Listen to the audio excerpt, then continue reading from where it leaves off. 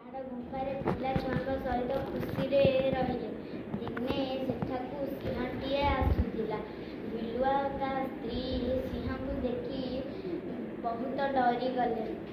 ସେ ଉପାୟ ପାଞ୍ଚିଲେ। ବିଲୁଆର ସ୍ତ୍ରୀ ଜୋରରେ ରଡ଼ି ଛାଡ଼ିଲା।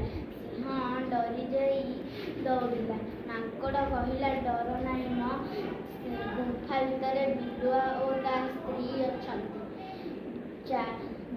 ଏଥର ମାଙ୍କଡ଼ ସିଂହକୁ ତା ସାଥିରେ ଯିବା ପାଇଁ କହିଲା। ବିଲୁଆ ତା ଛୁଆମାନଙ୍କୁ କହିଲା, ଡର ନାହିଁ ପିଲାଏ, ମାଙ୍କଡ଼ ଆମ ପାଇଁ ଶିକାର ଧରି ଆସୁଥିବ।